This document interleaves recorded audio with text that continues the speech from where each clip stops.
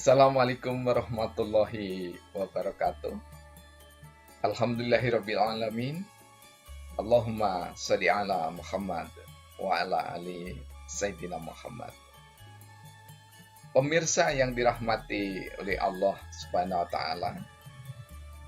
Bersyukur kita kehadirat Allah karena bersua kembali dalam serial Hikmah Teologi. Mengajak diri kita masing-masing berpikir untuk menggunakan hati nurani yang dilambari oleh iman yang disemayamkan di hati. Hanya dengan cara itu maka manusia akan bijak untuk bersosialisasi di tengah persada pertiwi ini. Pemirsa yang dirahmati oleh Allah, jika kita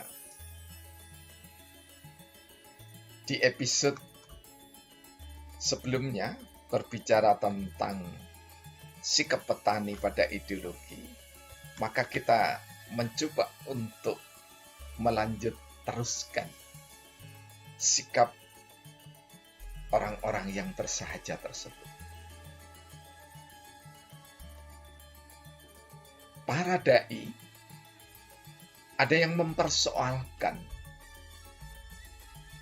kita belum makmur, kita belum adil karena tidak sepenuhnya menerapkan syariat Islam. Tidak langsung sepenuhnya menerapkan Al-Quran dan hadis apa adanya. Karena itu, Indonesia harus berubah. Tidak lagi menggunakan Pancasila dasar negara, Pancasila sebagai ideologi bangsa, tapi harus diganti dengan syariat Islam. Lagi-lagi, marilah kita coba belajar pada petani. Apakah dengan syariat Islam itu proses ibadah kita terhalang? Apakah kita dengan Pancasila terhalang melakukan, menegakkan syariat Islam?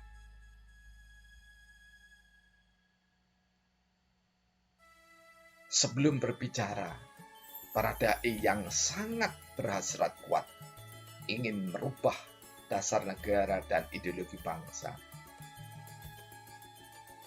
Lagi-lagi, marilah saudara-saudara kita, para pendakwah, turun, tidak sekedar membaca kitab-kitab, tapi turunlah ke gelanggang masyarakat yang penuh dinamika. Petani, menurut kami sungguh sangat bijak sekali. Justru intelektual yang kadang perlu dipertanyakan, termasuk di dalamnya dai, ahli pemikir. Mengapa perlu dipertanyakan? Secara sederhana, syariat berpesan bahwa diciptakan siang itu untuk bekerja, kemudian diciptakan malam untuk beristirahat. Namun, petani tidak saja beristirahat di malam hari, namun petani bisa memupuk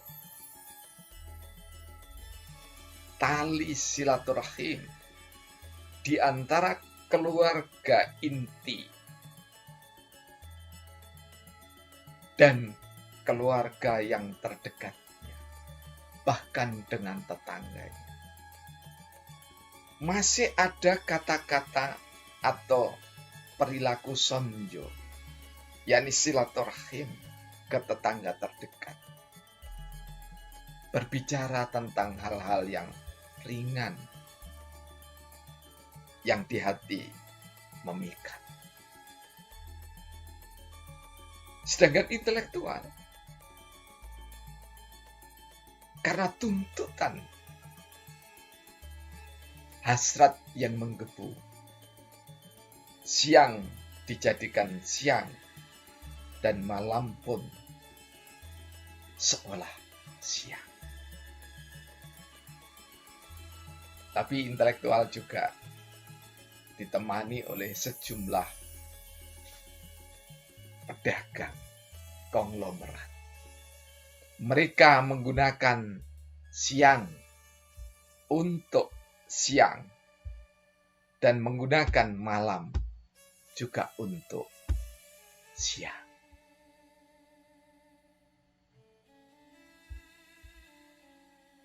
Malam bekerja, siang bekerja, siang bekerja, malam bekerja.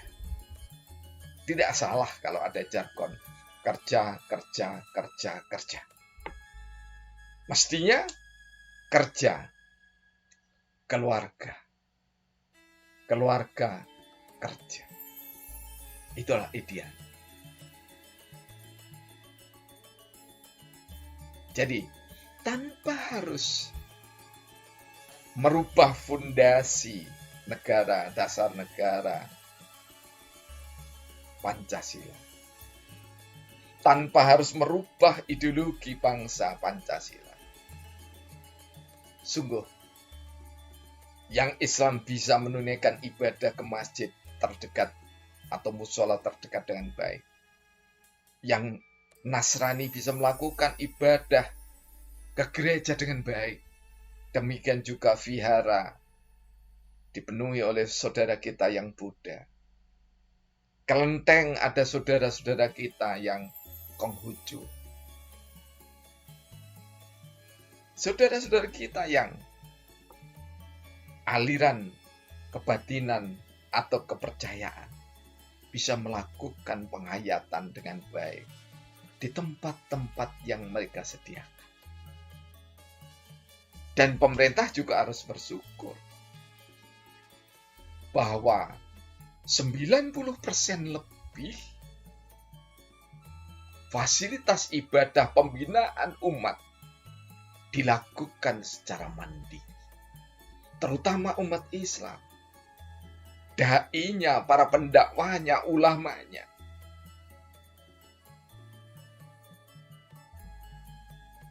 Sangat mandiri. Jadi sungguh tidak beralasan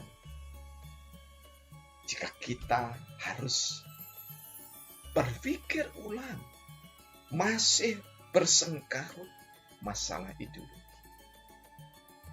Karena itu ada baiknya intelektual, birokrat, politisi, siapapun yang ada di dalam negara NKRI, kembalilah kepada Pancasila. Jadikan Pancasila sebagai asas tunggal.